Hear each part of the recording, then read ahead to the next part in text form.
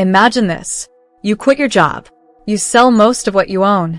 You book a one-way ticket to Southeast Asia, and you land in a country where the food is unreal, the internet is faster than back home, and a full sit-down meal costs less than your morning coffee used to. Sounds like a dream, right? But here's the question nobody's actually answering honestly. Is $1,000 a month in Malaysia actually enough?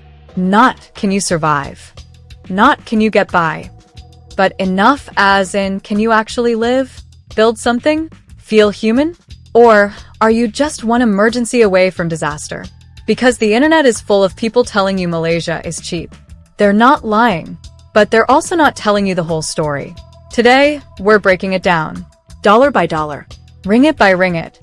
The real cost of life in Malaysia in 2025, and whether that $1,000 makes you comfortable, careful, or quietly desperate. Stay with me, because the answer is going to surprise you. Malaysia isn't just that country between Thailand and Singapore. It's a country of 33 million people, multiple cultures, multiple languages, and some of the best food on the planet. It's also a middle-income country caught in the middle of a cost-of-living identity crisis. It's no longer dirt cheap, but it's also nowhere near London, Singapore, or Tokyo expensive. It exists in this strange middle zone where $1,000 sounds like a lot, until it suddenly doesn't.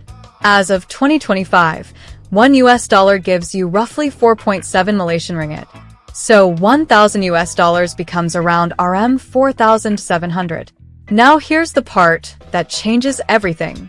The average Malaysian salary is roughly RM 3,000 to RM 3,500 a month, which means your $1,000 budget already puts you above what many locals earn. But there's a catch. You're probably not trying to live a local Malaysian life. You're trying to live an expat life, a remote worker life, a YouTube-watching digital nomad fantasy life. And those lifestyles cost very different amounts of money. So when people ask, is $1,000 enough? The real question is, enough for who? A backpacker? A retiree? A remote worker? A student? Because those are completely different realities. Let's start with the number that controls your entire life. Housing. This is where Malaysia either saves you or exposes you.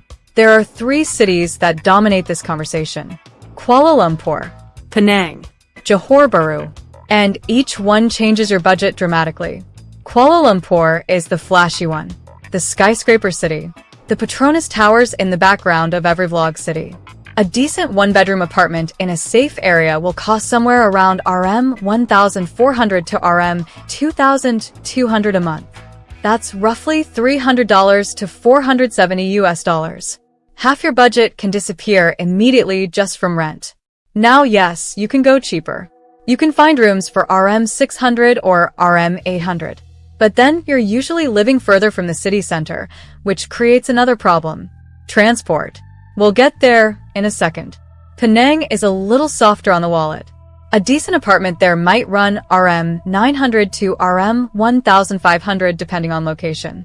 And honestly, Penang has a vibe people fall in love with very quickly. It's slower, more relaxed, incredible food, heritage streets, ocean views. Johor Bahru, right next to Singapore, is another interesting option. You can still find comfortable apartments there for RM 700 to RM 1,200. And if you earn in foreign currency, JB can feel ridiculously affordable. But if you're strictly living on $1,000 a month, you need to budget carefully. Realistically, if you want a clean apartment with decent Wi-Fi and a safe area, you should expect to spend around RM 1,200 to RM 1,600 monthly on housing. That's already around a third of your budget gone, and you haven't eaten yet. Now here's where Malaysia completely flips the script. Food. Malaysia cheats in your favor when it comes to food. This country has one of the greatest street food cultures on earth. Not good for Asia. Good. You can walk into a hawker center or mamak restaurant and get a full meal for RM 6 to RM 12. That's barely over $1. Rice, chicken, vegetables, tea, done. And it's not low-quality food either. It's incredible. Nasi lemak, char kuih tio, laksa, roti canai, satay. Malaysia feeds you well without punishing your wallet. Now, yes, if you start eating Western food every day, the numbers change fast. A brunch cafe meal can easily hit RM40 to RM60. A nice Western dinner? RM70. RM100. Sometimes more. But if you mostly eat local food with occasional splurges, your monthly food budget can realistically stay around RM600 to RM900. Honestly, food is one of the biggest reasons people fall in love with Malaysia. Then comes transport. And this is where a lot of people quietly destroy their budget. Kuala Lumpur is heavily car dependent. Yes, the MRT and LRT exist. And honestly, parts of the transit system are pretty good. But only in certain areas. If your apartment, workplace, and lifestyle line up with train routes, you're fine. You can survive on RM150 to RM250 monthly using public transport and Grab rides. But if you decide you need a car, everything changes. Malaysia has some surprisingly expensive car ownership costs because of import taxes and protectionist policies. Even modest cars become expensive commitments. Once you factor in financing, petrol, insurance, parking, tolls, and maintenance, you can easily spend RM600 to RM1000 monthly just trying to move around. On a $1,000 budget, that's dangerous territory. This is why choosing the right neighborhood matters more than people realize. A bad location quietly drains your money every single month. Now, let's talk about the hidden costs people forget. Utilities, internet, air conditioning. And trust me, in Malaysia, you are using air conditioning. This is a hot, humid country all year round. Electricity plus water might cost around RM80 to RM200 depending on usage. Internet is surprisingly good value. Malaysia has genuinely fast internet for relatively low prices. Mobile data is also cheap. Overall, utilities plus connectivity will probably land around RM300 to RM400 monthly. Not terrible, just part of adult life. Now, here's the category that determines whether your budget is sustainable or one bad day away from collapse. Healthcare. Malaysia's healthcare system is actually very good. Private hospitals in Kuala Lumpur are modern, efficient, and internationally respected. People literally fly into Malaysia for medical treatment. But here's the issue. As a foreigner, you'll likely rely on the private system. And while clinic visits are affordable, emergencies are not. One serious hospital bill without insurance can destroy a $1,000 budget instantly. This is why health insurance is non-negotiable. A decent insurance plan could cost somewhere around $50 to $150 monthly depending on your age and coverage. Painful? Yes. Necessary? Absolutely. Because one accident changes everything. Now, let's talk about what life actually feels like on this budget. Can you still enjoy yourself? Can you still have a social life? Mostly yes. Gyms are affordable. Many apartments even include one. Local travel around Southeast Asia is surprisingly accessible thanks to budget airlines. Living in Malaysia puts you in the center of the region. Bangkok, Bali, Singapore, Vietnam, all within reach. But here's something lifestyle influencers rarely explain clearly enough. Malaysia can tempt you into spending money very easily. The malls are massive. The cafes are beautiful. The rooftop bars look amazing. And if you constantly chase the expat lifestyle you see online, your budget disappears fast. Alcohol especially becomes expensive quickly because of taxes. A few nights out every week can quietly wreck your finances. Then there's visas. Another thing people underestimate. Tourist visa runs cost money. Digital nomad visas have income requirements. Your visa situation and your budget are connected more than most people realize. Now, let's stop dancing around the numbers. Here's what a realistic monthly budget for a single person in Kuala Lumpur might actually look like. Rent, around RM 1,500.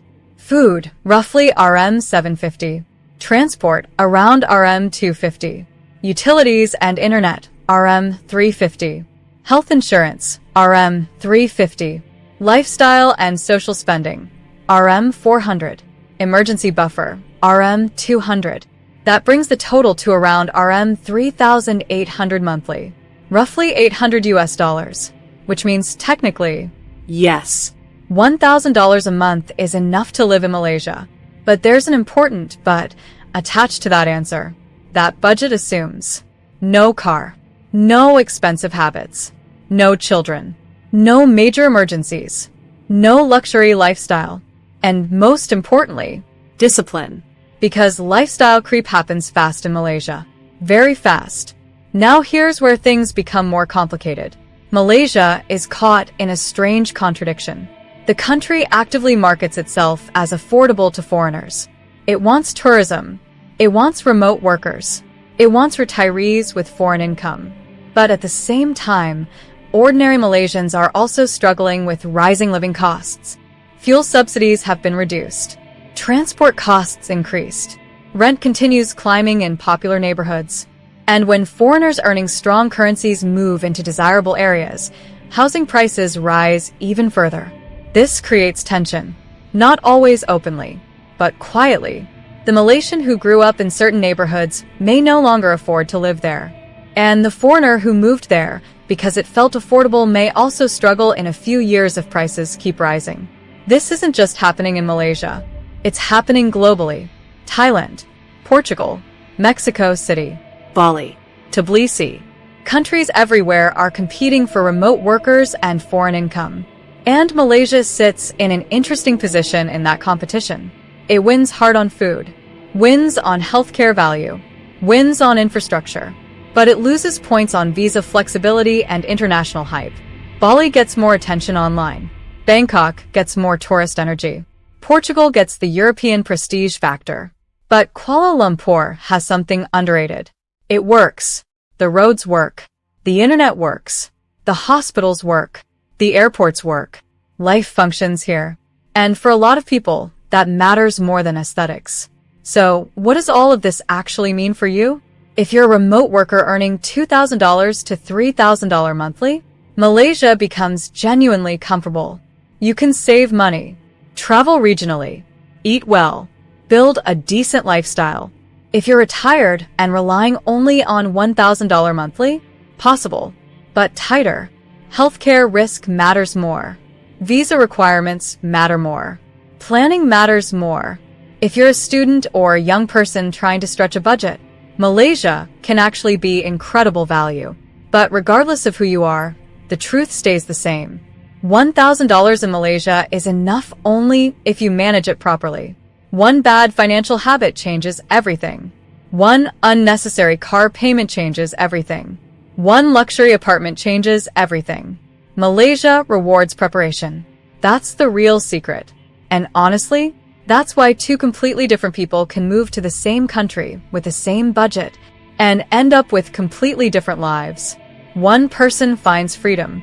The other finds stress. Both stories are real. Both happen every single day. Malaysia itself doesn't decide which version you get. You do. So, is $1,000 a month enough to live in Malaysia? Yes. And no. And it depends. Which honestly feels like the most accurate answer possible. Because Malaysia itself is a country full of contradictions. Affordable and expensive. Relaxed and ambitious. Simple and surprisingly complicated. But one thing is certain. If you approach it properly, Malaysia can give you a quality of life that would cost dramatically more in many other parts of the world. And that's exactly why so many people keep coming. So, now I want to hear from you. If you live in Malaysia, or you're planning to move there, what do you think the real monthly number is in 2025? Drop it in the comments. And if this video changed the way you think about cheap countries and the reality behind digital nomad life, subscribe for more stories like this. Because the internet loves selling fantasies. But here, we talk about the real numbers behind the dream. And I'll see you in the next one.